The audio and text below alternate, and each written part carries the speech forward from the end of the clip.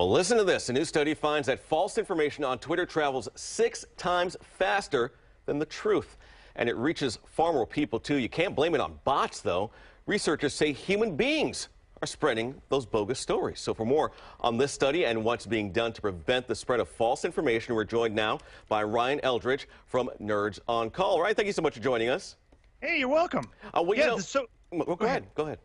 I was going to say the researchers at MIT released a study today that said that they studied 126,000 tweets over a 10-year period from 2006 to 2016, and they found that it only takes about 10 hours for a false tweet to reach up to 1,500 users, whereas a true tweet takes 60 hours to reach. And the interesting thing is the penetration of those false tweets is way more grand than the true ones.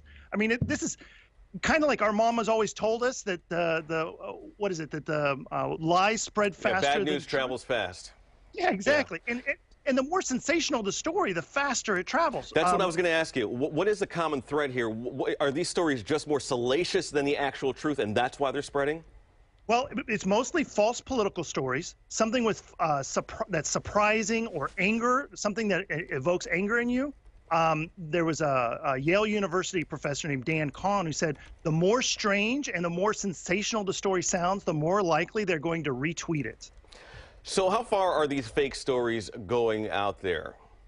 Well, here's the interesting thing is the top 1% of the false stories can reach over 100,000 people and can reach up to 30 or 24 different generations. So a true story, unfortunately, doesn't penetrate that far. It reaches under a dozen generations and is rarely retweeted by more than 1,000 people.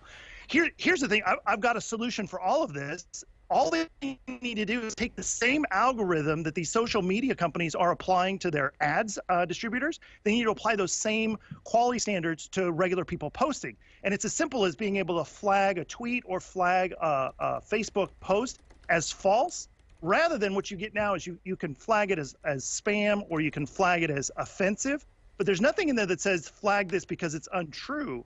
And if enough people were to flag a story or a tweet saying it's untrue, then the algorithm will automatically wipe it from the system and nobody will see it. If they just applied that, it would fix everything. Who knows if people even want to have it flagged? That's the problem. So, Ryan, who funded this study?